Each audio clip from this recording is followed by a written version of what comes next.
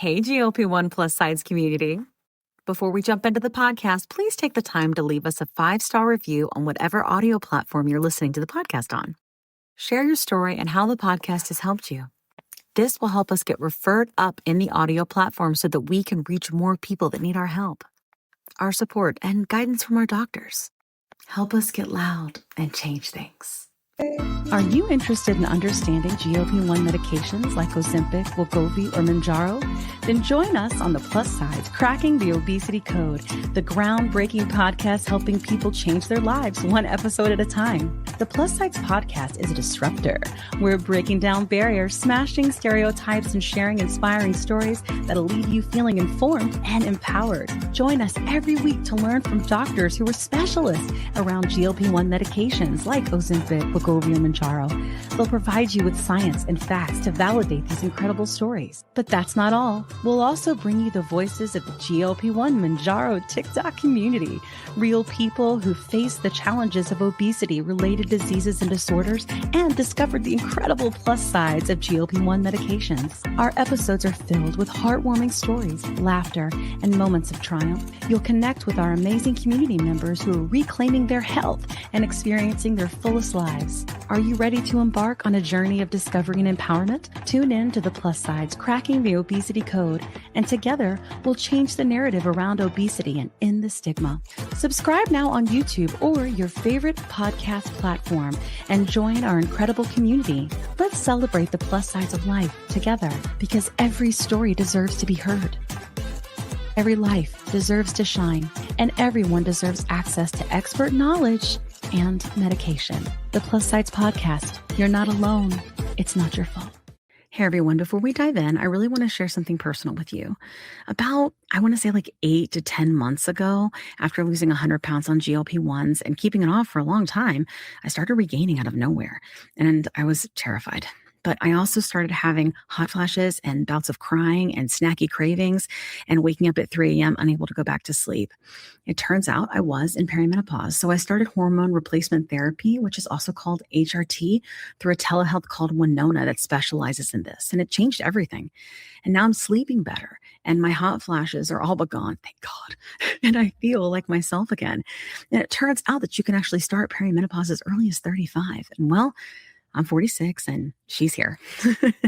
HRT has really come a long way and there's just no need to suffer anymore.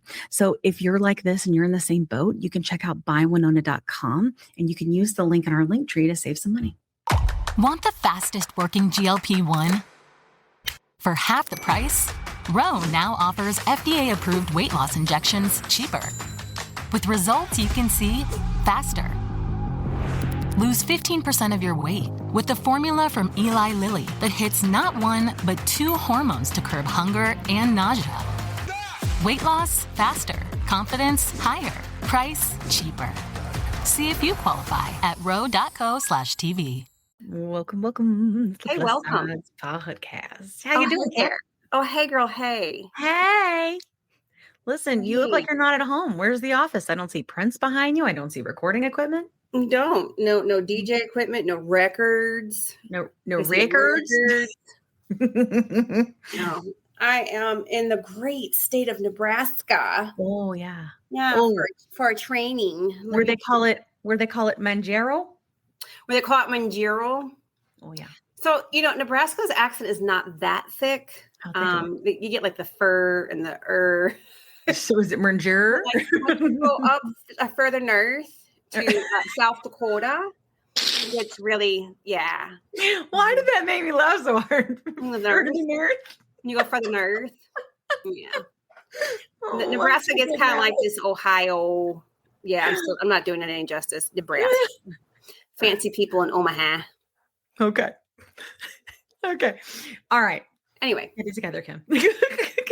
So welcome. We're so glad to have you for our lovely podcast this evening. I want to make sure we do quick intros, tell everybody who we are. If you are new here, if you are not new here and you're one of our loyal listeners who listens to us every single week, thousands and thousands of you. We thank you. We thank you so much. Is your cue to fast forward. So you don't have to listen to our intros.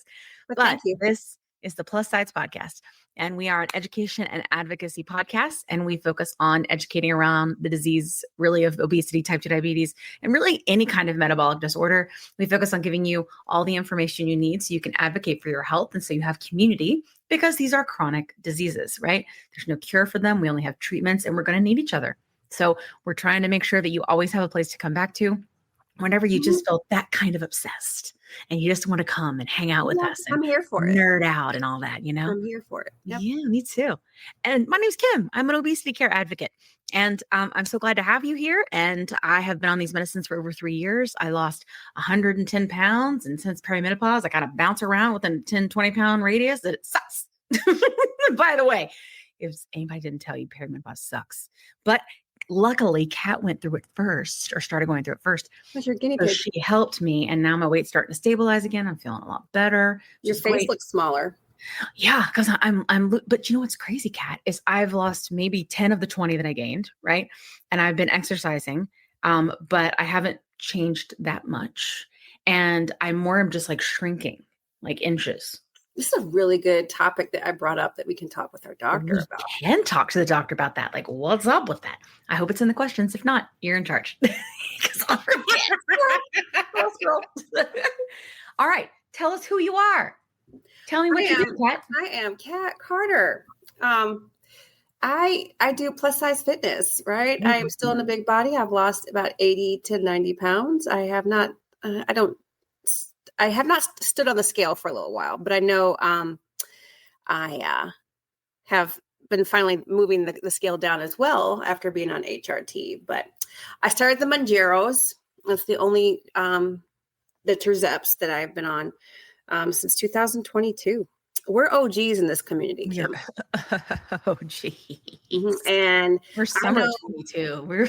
I know right now in this community, we're all about that Retta. I want 50 milligram Mounjaro, and I'm being facetious, but I know, baby. Because it's really good for you. I can't take those high doses. I can if I split them up on compound, which is a very important topic that we are going to talk about today, because we are also, even though we want access and want everybody $25 for the medicine, right? At the end of the day, guys, we're going to need compound. We got to talk all about that, and we're going to have some conversations. It's here because, of necessity. There's so much going on. Yeah, there is. Yeah. Let's talk about it. What do you say? Let's talk about yapping. Let our guests yap. Enough of us. Let's do it. Let's invite in our community guest tonight. Welcome in, Sabina from GLP Winner. What you doing? How you doing? What you hear? Hi. Hey. Thanks so much for having me. Mm-hmm. I listened to you. I feel like I started to listen to you a year plus ago, 2 years. I don't remember whenever you started. I've listened to the show on and off. Aww. Yeah, that's what's interesting about it, like the on and off piece, because like you kind of get off and you're like, oh, that sounds interesting. And you kind of pop back in, and that happens to us a lot. So we have like people from the beginning. We have hundreds of new people all the time. It's so awesome because we get to meet new people. Depends on who we are talking about, who we're talking to, what we're talking about, Yep. Yeah. Awesome. Yeah. And I think Kat and I started in the beginning. So, we thought it was a weight loss journey. We were like, oh, okay. Like it's weight loss and it's important and we need more help losing weight because blah, blah, blah. And then I guess it was about a year in, we were like, oh shit. This didn't have anything to do with weight. It's way more than that. Yeah. It's about health gain. It's the weight is just a symptom, And so then once we started doing that, then we kind of expanded and talking about all this stuff. So I hope you've been liking it. I have. And I agree. The longer I'm here, it has nothing to do with weight, actually. Yeah, nothing. That's crazy, right? Weight is just the part you see. I know, right? Well, I want to hear your community story, what Kat and I do when our community members are talking, because we are chatty Cathy's. And her name is actually Kathy, a chatty Kimmy, that we're going to go on mute and let you take the space. Muted right now. Okay. So I'm Sabina. Most people in the community know me because I do TikToks and general social stuff, but I also created a tool called GLP Winner that helps people compare providers. So we are trying to be like Kayak for GLP-1, basically. And you think about all the options that are online. A lot of people can perceive that some of them are legitimate, some of them aren't. But even just seeing prices, oftentimes telehealth companies will have you spend 10 minutes giving your name, email, phone number just to see a price. And we deserve better. So we try to make pricing transparent. We show reviews. If it's a compounded option, we show you what compounding pharmacy it goes to. And you can see reviews for the compounding pharmacy, and we try to like check licensing and all of that in one place. So check out GLP Winner if you're in the market. But I started it because I was a patient myself and I lost weight. And so I guess I can start at the beginning, which is that I wasn't a bigger kid, right? I was not a bigger kid. I was healthy to skinny, and I grew up with a lot of childhood trauma, a really rough home situation. And in high school, actually, like I wasn't eating enough. I was probably anorexic. And it was like I couldn't control anything, but I could control food to some degree. And then it's also like the kitchen is a public place in your household. So you want to avoid public places in your household if your house sucks. So that was the case in high school. And then I started to gain weight kind of after that, like 19, 20, early 20s, I started to put on the weight. And it felt like now I understand that my eating disorder had like flipped from not eating to binge eating disorder, where I was using food to cope. But I always had some affinity for food. I always had some attachment to food of like emotional fulfillment. You know, when you're growing up in a household where you aren't getting love, maybe food is the most consistent thing that is giving you that feedback, right? And so I kind of feel like when I started to gain, it was a little bit self-destructive because I wanted to feel invisible. Part of my trauma involved sexual trauma. I didn't want that sort of attention. And it was like, if I gained weight, then I wouldn't get that attention. And that was the goal.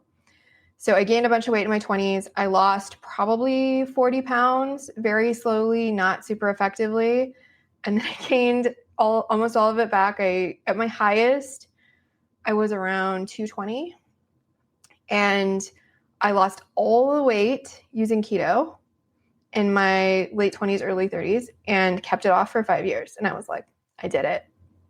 I did it. I did the thing that they say you can't do. I won. I'm better. I'm better than this weight problem, right? Not better than other people, better than the weight problem. And I finally have control. But honestly, I was miserable. I was miserable even when I was skinny because I was white knuckling life. I was counting calories constantly. I was annoying to be around because I could clock how many calories were in food. It felt like I had given myself an eating disorder again in a different way, right? It was just this consistent unhealthy relationship with food. And then in 2021, 2020, the pandemic, I gained 10 pounds, whatever, who didn't, right? In 2021, my dad got sick. He has dementia. I had to take over his care. I was in a really stressful place.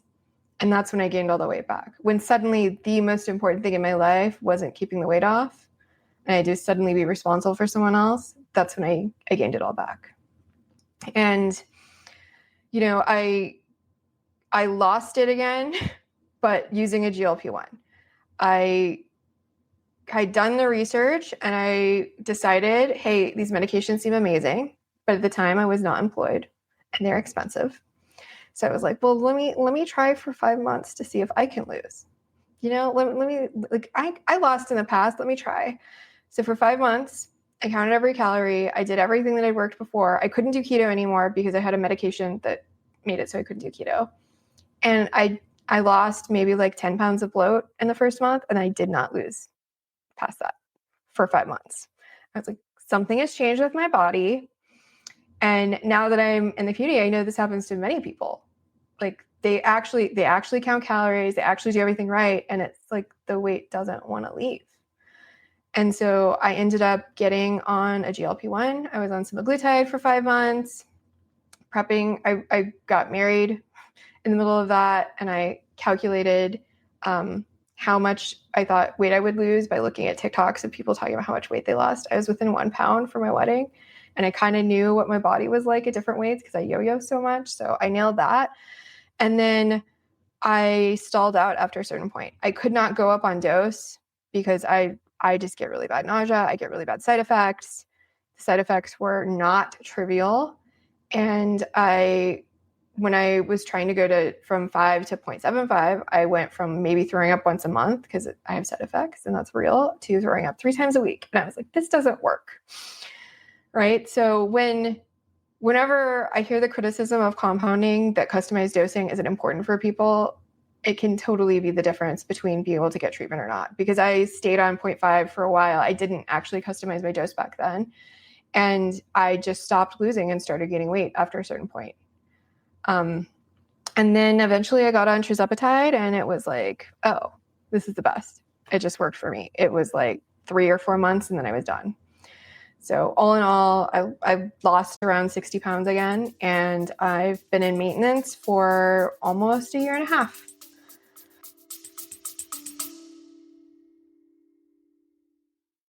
Quick pause here.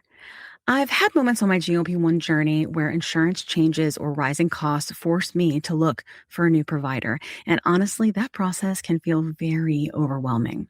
But that's why the Plus Sides podcast is partnered with GLP Winner to give our subscribers a resource to help them make that decision easier. GLP Winner is a comparison platform that lets you explore telehealth providers in all 50 states, whether you're looking for brand name medications or compounded options. You can see pricing up front, read reviews, and get a clear picture of which provider might align best with your needs. Check it out today at glpwinner.com/plus-sides. That's glpwinner.com/plus-sides. Don't forget the Z. Let me tell you a quick story. I was telling Kat how I was regaining weight after my 100-pound loss using GLP-1 medications, and I was having snacky cravings and waking up at 3 a.m., and I had hot flashes, and I was worried. But Kat was like, listen, I went through this last year. It's perimenopause, and I started HRT, and she used this company called Winona. So I started going there to see if this was something that was going with me. Turns out it was, because I'm 46. And it's been amazing. It's taken a while to find the right dose, but once I did, it's just been huge. I've been sleeping. I feel more myself again. And the hot flashes are gone, which is, geez, really bad. So I will tell you, it's just been so big for me. And so I wanted to partner with them on the podcast because obviously many of our listeners are going through this same age range and definitely are having these issues. And there's just no need for you to suffer.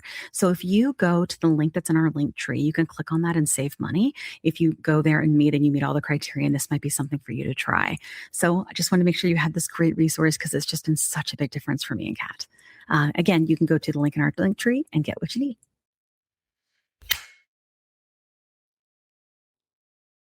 "20 seconds a week to lose 20% of your weight in a year with diet and exercise. That's the power of GLP-1s through Ro. Ro helps find the medication that's right for you, based on cost, availability, and your weight loss goals. Losing weight with GLP-1s is possible through Ro. Wow. That was quite the story. I've even met you in person. Dang, girl. Wow. I think that's so true. And I know you've watched Kat and I talk about it, but like in terms of when you're a kid, like the one thing you can control sort of being like your food. And I think like Kat and I talk about, eating too much. And I don't think we've ever had anybody talk about not eating enough, so I'm really glad like you're representing like that story because I know people have gone through it. I know other people who've had the same exact situation where they had an unhealthy situation with food where they weren't eating enough and then it's flipped and then they were eating too much later in life. So interesting. It's like, what is going on there? I remember when you and I met, we were like sitting down and I was trying to eat, but my ADHD meds were wearing off. And I remember I was like, and I didn't even know this about you. And I go, do you think it's the same thing of people that struggle with anorexia? And you go, it's the same thing. I was like, I think it is too. Like, what is it? Is it just some people can hang on more? Is it just some people, their bodies are just built different? Like, it's so complex. You know what I mean? Yeah. It's like, I just think that's what it comes down to is it's really, you know what I think the answer is? It's Tylenol. Tylenol is what's causing everything. Hilarious. You're funny. Funny. I mean, You're if you read the side effects, they're pretty bad. I know. Tylenol is the pain of our existence. Kim and Sabina, I caught, it was a post that Dr. Joy made about like a lot of trauma is connected to eating disorders because that's what we could control or not control, right? That's where our obsession started because we can't do anything. We're not being taught, I guess, how to like regulate and kind of regulate our emotions, feel our emotions, but hey, we can do weird things with food. So Yeah. And I had both of my parents grew up very, very poor and like had in their childhood where they didn't have enough food. So it was in a clean your plate kind of household. And I felt like, you carry the guilt of whatever struggles your parents had kind of innately. And it's like, I have to appreciate that I have food to eat. Yeah. I totally understand that. My dad grew up with, I would say, like everything, like American dream, everything, not rich person, everything.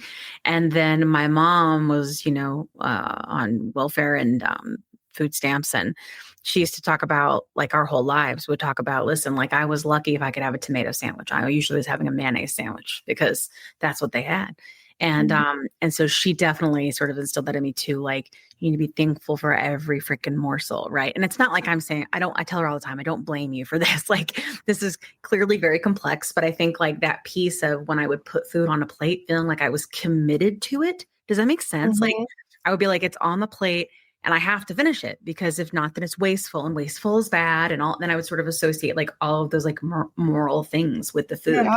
And that just kind of like continued to perpetuate as I aged, Yeah. My dad used to, if I had to peel a potato, he'd be like, you weren't peeling it tight enough.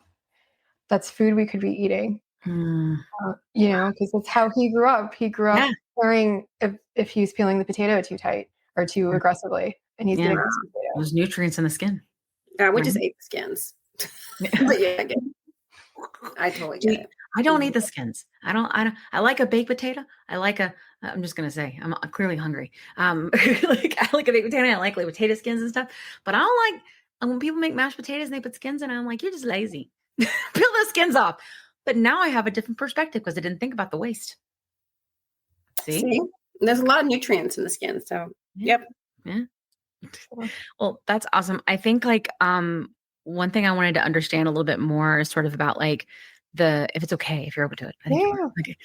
Around like the custom piece. That has been a big eye opener for me. I have struggled personally so much with horrible exhaustion on 12, 5, and 15.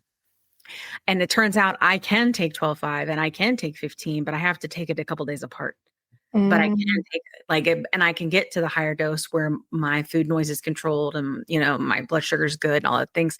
But like taking it all at once like that, it's just, it causes me so much exhaustion. I can hardly function, And so like, I think that it's important for a lot of reasons, like around nausea.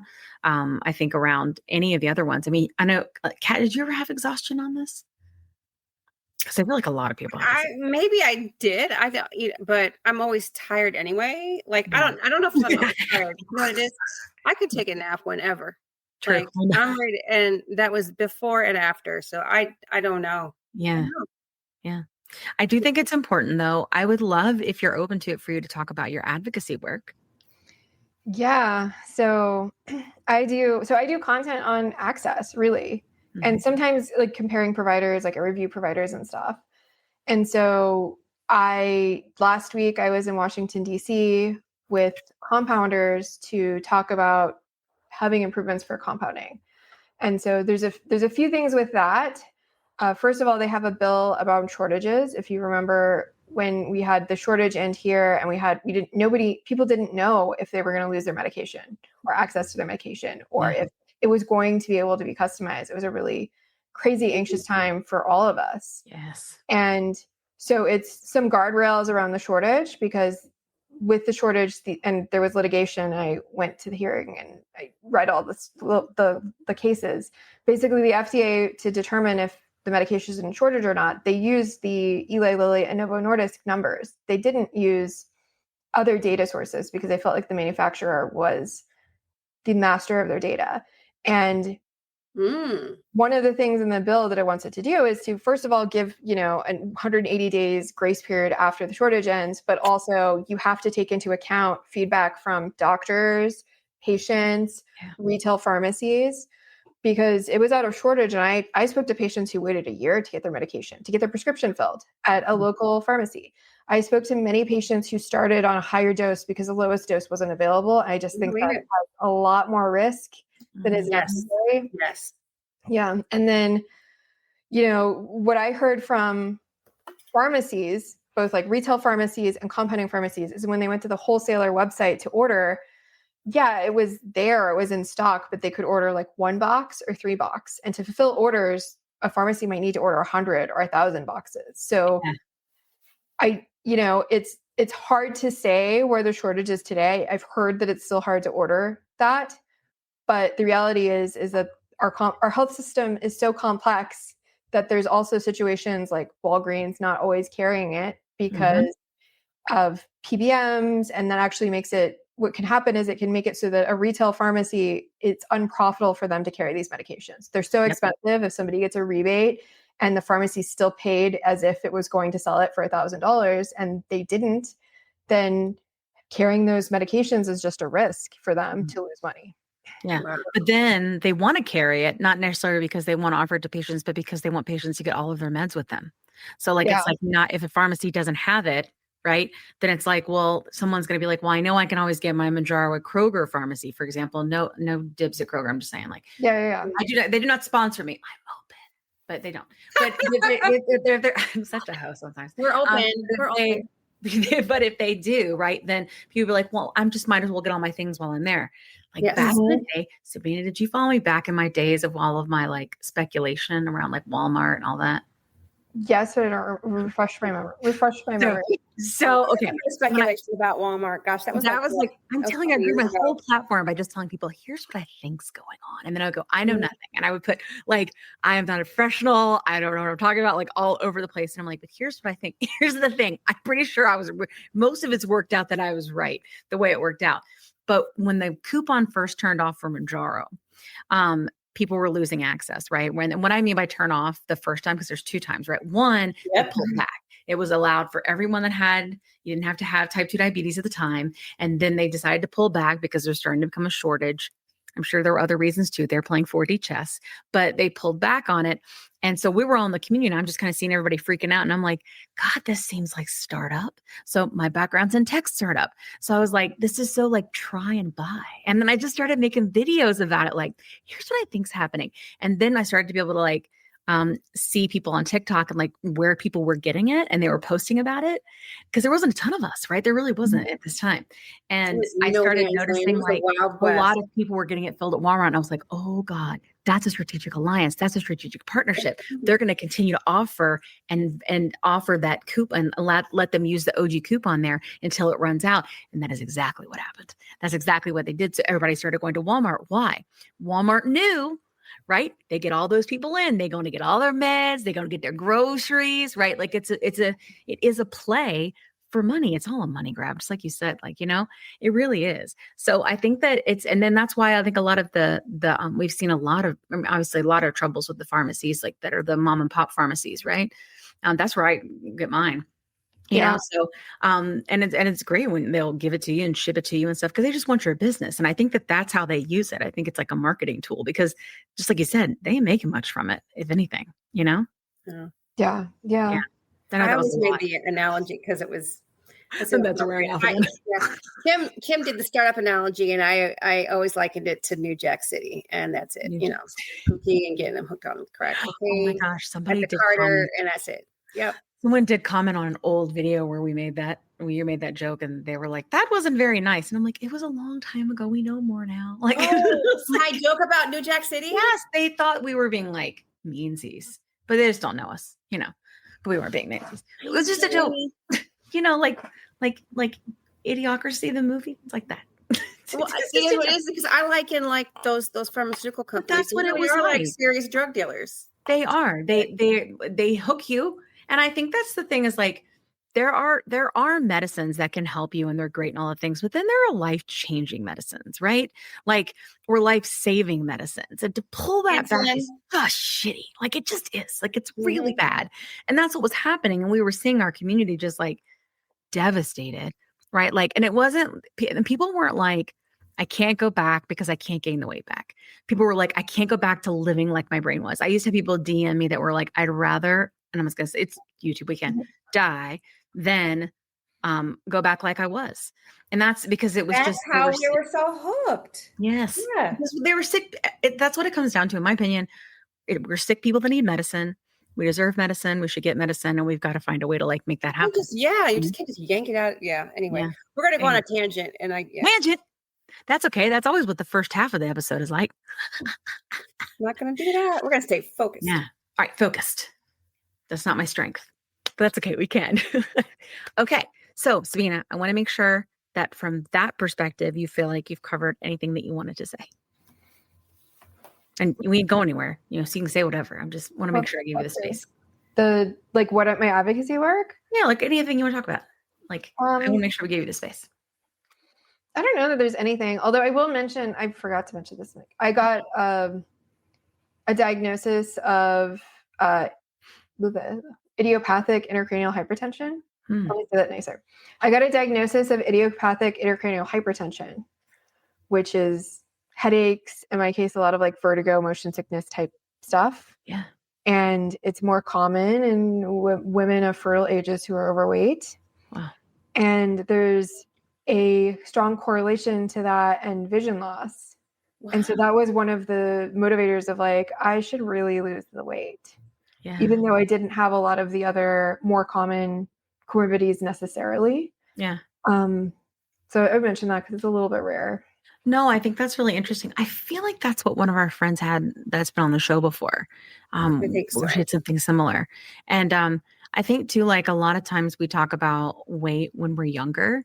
And I don't know about you, but like Kat, but like I didn't hurt always. Like when I was in my 30s, I didn't hurt. It wasn't until like my mid 30s after I'd had a baby and I regained all my weight from the lap band surgery that everything started to hurt. And that's when like I could feel that my health was declining and the numbers in my blood work were showing that my health was declining, right? Like I could see all of that happening.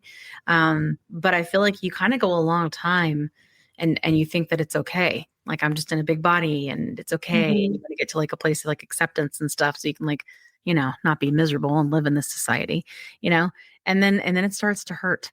Like what does Dr. Toomer always say? She says, She says, was an expiration date? Yeah, she's like body positivity does have an expiration date. Yeah. I just start feeling pain. I just start hurting until like once you start hurting, it's my 40s. Yeah. So you're right. Like fitness. I worked out a lot. Still work out a lot. And so you can only do it so long, so much. Or eventually, it does have an expiration. So.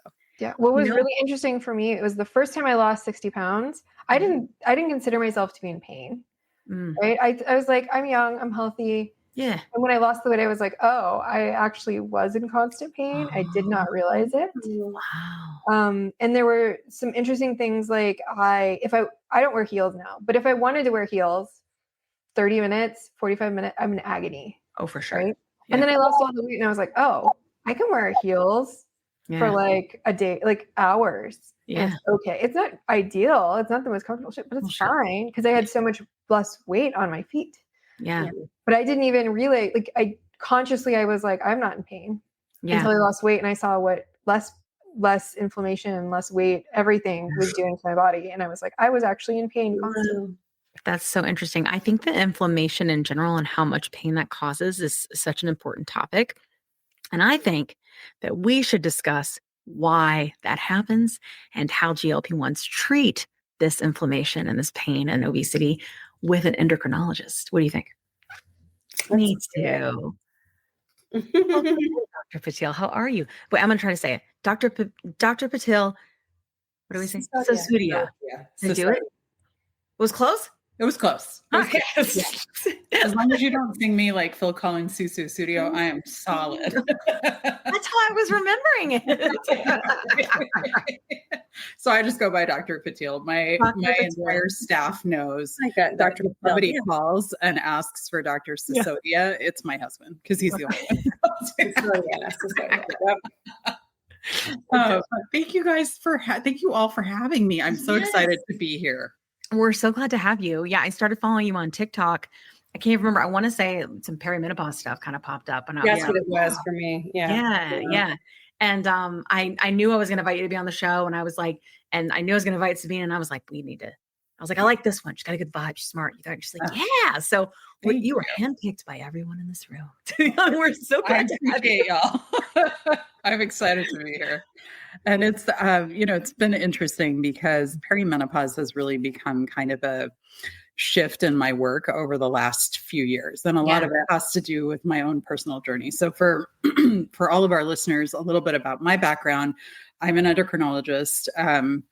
First and foremost. And then in 2020, I got my obesity medicine certification, not because I was necessarily looking to open a practice, but because one of my partners was, and I wanted to be able to support patients. And I felt like, I'm doing enough of this in my practice already. I feel like I kind of know, but it was like opening a whole new world of information for me. And I was like, wow, this is amazing. And, I think inadvertently, like when you practice long enough, you kind of figure things out as you go. And so it was just really nice and validating to see that, because the field of weight management and obesity medicine is not really that old, right? Like most of our research has come in the last 20 years. And then with women's health, it's kind of a similar thing. When the Women's Health Initiative came out in the early 2000s, it was like all of a sudden we became ostriches, right? Everybody put their head in the sand. Hormones are bad, la, la, la, la, la. Nobody can have anything. And when I was in my fellowship training, it was probably like 2007-ish. My program director is just a phenomenal human being. And he was very much all about being supportive of his female residents and fellows. And when we sat down to discuss the study, he said to us, I need you to understand that this study is going to have an impact on women's rights, right? And I was like, wait a minute, time out. You mean women's health, right? And he looked at me and he said, no, I mean both. And this is what I'm saying. We are about to take hormones away from the women who fought for Roe versus Wade. We're not going to give them to the next generation. And when you see Roe versus Wade go back to the Supreme Court in your lifetime, you will see it overturned, right? This is 2007. And I was in my 20s. So at this point, I don't know my butt from my head. My hormones are generally working fairly well, right? So I'm like, oh, that's cute. He's a conspiracy theorist. And then June of 2022 rolls around and it's like, oh my goodness. Yeah, we totally missed the boat on that, right? And when I was in high school, my mom struggled with her health. My senior year of high school, actually, she ended up with an 80% blockage in her coronary artery at 42, which I didn't really piece together because I was 17, 18 at the time. But the longer I was in medicine, the more I realized that something had shifted in her at that time. She started struggling with obesity. There was just a lot of different things that were happening. And so my sisters and I have all been screened for her cardiac issues. So my mom had open heart surgery at 42, didn't heal well from it, because back then they would crack your chest open instead of giving you a stent. And so she's always had chronic pain at the incision site. They didn't really know what was going on with her. So they just kind of rushed her through when they figured out it was her heart. 2 years later, her graft reoccluded. It closed off again, right? Why would that happen for somebody who's doing all the lifestyle things and still struggling with weight and stress and all of these other things? And what I realized now was that she had had a hysterectomy in her early 30s. And Indian women will start perimenopause on average 5 years earlier. And when you go through a hysterectomy, even if you leave your ovaries behind, you will go through menopause 4 to 5 years earlier than women who have not had a hysterectomy, right? So you layer all of that on top of it.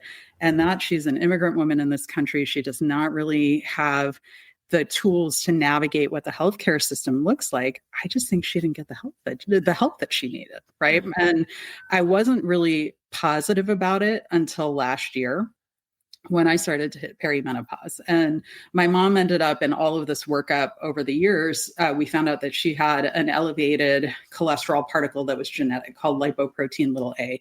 I think people are starting to talk about it more now, but it's highly what we call atherogenic, meaning it will form plaque in people's hearts and whatnot.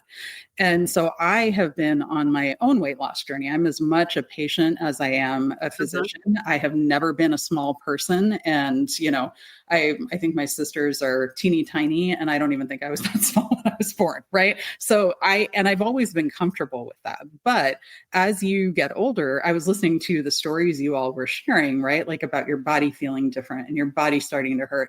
And so in my mid 30s, I kind of made the decision, I'm going to go all in and lose weight and do all of these things. I have a strong family history because I'm Indian by background of heart disease, diabetes, high cholesterol, all the bad metabolic things, right? So I'm going to do everything that I can. And so leading up to last year, I had worked on losing weight. I had lost like 40 pounds on my own, diet, exercise, trying to like dial in all of the things. And I had this lipoprotein little a checked. I had a CT scan of my coronary arteries to make sure I wasn't developing the same blockage my mom was. Yeah. And the current guidance around this particular cholesterol particle is you check it once in your life. And if it's normal, you never check it again. Really? And I don't know why, but I just had this gut feeling. And I told my primary care doctor, I was like, I'm going to need you to check that again. And she was like, are you sure? Because, all the guidelines. And I was like, I just have a feeling. I just need you to check it again. And sure enough, it had gone from normal to elevated, despite losing 40 pounds, despite doing all these lifestyle things. And then when I went back and I looked at the data around this cholesterol particle, like once I got my head on straight and I stopped freaking out that, heart attack and do all these things, I went back and I started looking at all of the data. And it turns out that there were studies that were done on this. It doesn't respond to diet and exercise. It doesn't respond to statins. No. But there was some data that showed that in perimenopausal women or postmenopausal women, when they had elevated levels of this and they were put on hormone therapy, it actually came down a little bit. Oh. And so in my mind, I was like, is this perimenopause? And I went ahead and tried it. And sure enough, my levels are kind of slowly coming down with starting hormone therapy. So it kind of set me off on this whole journey of, what are all of the things that I'm going to do to optimize my life? I have autoimmune arthritis, which kind of sucks. Wow. So you hurt from that. And I've had PCOS and struggled with my weight, right? So all of these things kind of led me to this path of, I really want to advocate for women in midlife, all patients really, because I've spent most of my career doing that, but especially women in midlife who are not getting the help they need, because whatever metabolic disease they have going into perimenopause and menopause is going to get worse, period. Yeah. It's just the way our bodies work. Yeah. I saw a video like that from you today. It was like, it's going to get worse. And if we empower women to know what options there are, right? And to not have shame around asking for help for whatever metabolic thing that they're going through, we're going to have so many women who are living a better quality of life. And so that's kind of my why, my sole purpose for why I do this work and why I've kind of shifted gears a little bit. I still see a lot of male patients. I'm kind of in two practices, my private clinic on the side, and then I work for a local health system here. But it is really, it's really kind of amazing. So for those of you who don't know, an endocrinologist is somebody who specializes in hormone disorders, right? And so I will deal with diabetes, thyroid disorders. We have a gland in our brain called the pituitary that I call the remote control of all the hormone signals in our body, right? So I will deal with pituitary disorders, adrenal gland issues, and realistically, I should also deal with menopause, but it was not a big part of my training, right? Interesting. The ovaries do stuff. I was trained on how to replace testosterone for men. Yeah. Why was the rest of the education not there, right? And I think that is the unfortunate ripple effect of the Women's Health Initiative that came out even before I became a doctor. It's interesting. It's like women's health is so revolutionary, but you've been here just as long, right? That part, yes, we have. You're just as long as the men have. What's up? I was going to say to Sabina, when I met her in DC, we were talking over lunch about sort of like the system and like these things you're talking about. And she said something like, I think out of everything that I learned when I was there, that I thought was like the most like incredible thing. And like, I want to like have her tell you this because I think you'll understand. What did I tell you? Oh no, you don't know? No, I made a video and tagged you and everything. So Sabina was telling me about like how she thinks that the way things are with obesity, and she's going to do it better than I can, and with the system, that it puts pressure, right? Like because so many people are sick and so many people need access on actually changing the healthcare system as a whole. Yeah. I think the GLP-1s are a wedge which gets people more involved in their healthcare. Yeah. And I think, for people who have been obese for a large percentage of their life, a lot of us have felt abandoned by the healthcare system, right? Absolutely. Maybe like a lot of them, the doctor never even told them to lose weight or gave them help with it, anything related to that, or they told them to and didn't listen to them for why it wasn't working, or didn't believe them that their attempts to lose weight worked or not. And so I think when you take someone who's had that experience and you finally give them a medication that is working for them, Yeah. they become more open to other healthcare interventions for other diseases they might have. Mhm. And I think, our US healthcare system is so broken, but people becoming engaged through GLP-1s and getting access and seeing how broken the system is around this one medication that everybody is excited about, I think is the biggest opportunity in our lifetimes to actually change US healthcare for everyone for the better. And so for me, that's a big part of my advocacy is like, this is the most important time to be where I am in my life, trying to do what I'm trying to do, which is hopefully have some impact that's positive on US healthcare and healthcare access. Yeah, I think that is so beautifully said. And I was, lurking backstage and listening to your story, and it is just so compelling. And thank you for sharing that. I think we oftentimes underestimate, or we don't talk to people about what their different eating struggles can be and what that can do to people at a normal body weight, and then how that affects their metabolism to then flip the other way. And so when I was listening to you talk about it, I was actually taking little notes because I had thoughts that were bubbling up around that I wanted to share at some point during this. This would be the perfect time for that. I'd love that. I was actually just asking about it. Like we have people, right, that are like within our community, plenty of people that lived in small bodies or smaller bodies, or maybe not like, heavily obese or however we categorize it these days, for God's sakes, and they will say, listen, I have food noise. Or I've had people that are like bodybuilders, or we've had, trainers and stuff on our show that are like, when I am trying to go down a weight class, or when I'm trying to be, or whatever it may be, I am starving, and it's all I can think about all the time. And and that was why I don't even know. It was so crazy that I just happened to mention that to her. When I was just sitting down, I didn't know anything about it. And I was like, do you think it's the same thing? Like, is it the same dysfunction? Is it the same disorder? Like, what is it that's causing this, and not necessarily always have to be like in this sort of stereotypical big body?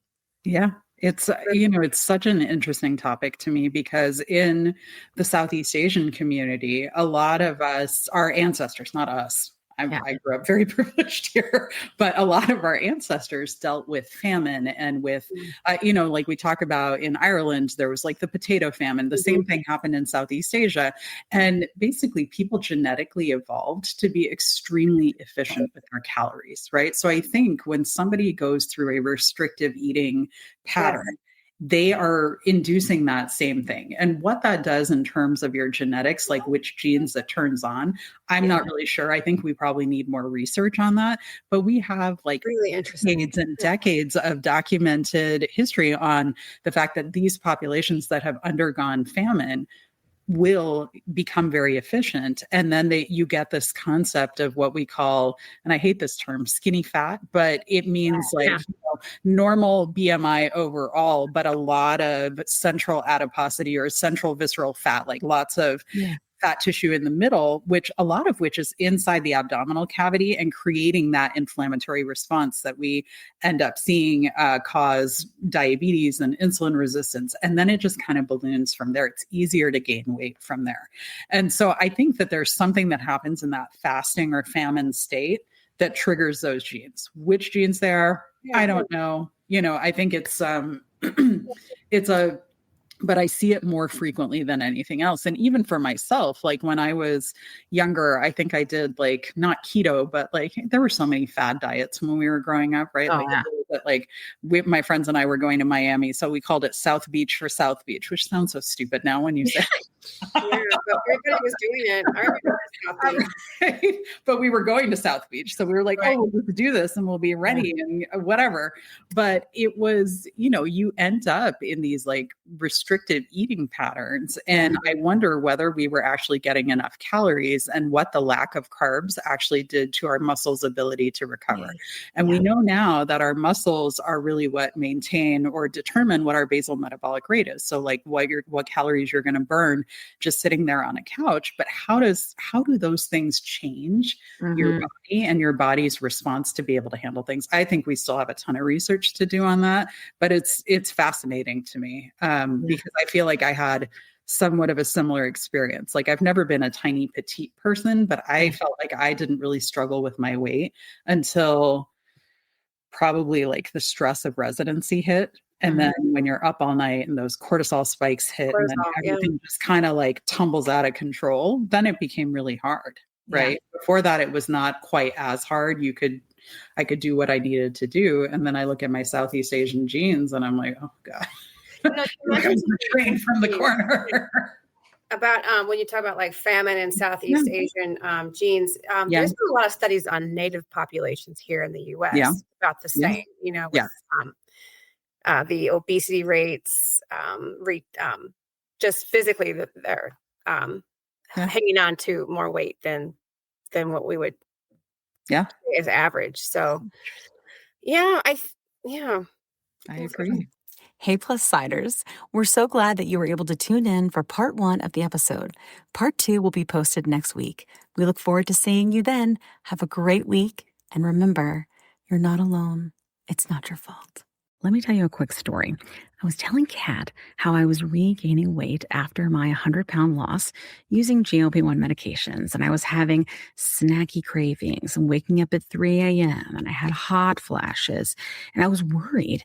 But Kat was like, listen, I went through this last year. It's perimenopause, and I started HRT, and she used this company called Winona. So I started going there to see if this was something that was going with me. Turns out it was, because I'm 46. And it's been amazing. It's taken a while to find the right dose, but once I did, it's just been huge. I've been sleeping. I feel more myself again, and the hot flashes are gone, which is, really bad. So I will tell you, it's just been so big for me. And so I wanted to partner with them on the podcast because obviously many of our listeners are going through this same age range and definitely are having these issues. And there's just no need for you to suffer. So if you go to the link that's in our link tree, you can click on that and save money. If you go there and you meet all the criteria, and this might be something for you to try. So I just want to make sure you had this great resource because it's just been such a big difference for me and Kat. Again, you can go to the link in our link tree and get what you need. Today's episode is brought to you by Ro, a telehealth platform that's changing the game of GLP-1 access. What sets Ro apart? Ro understands the challenges of navigating insurance hurdles and the skyrocketing prices of GLP-1 medications. That's why they specialize in getting insurance approvals for GLP-1s. And if insurance is a barrier, they go a step further by prescribing brand name Zepbound vials for prices close to those of compound GLP-1s. With Ro, you're not just getting a prescription, you're getting a partner in your journey that's helping you access affordable treatment and guiding you every step of the way. Whether it's insurance approvals or cost-effective alternatives, Ro is here to make sure that you get the medication you need. Visit ro.co/plussides with a Z today to see how they can help you take control of your weight management journey with affordable, accessible care. That's ro.co/plussides with a Z, making healthcare work for you.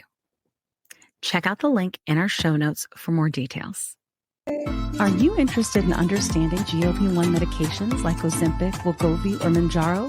Then join us on the Plus Sides, Cracking the Obesity Code, the groundbreaking podcast helping people change their lives one episode at a time. The Plus Sides podcast is a disruptor.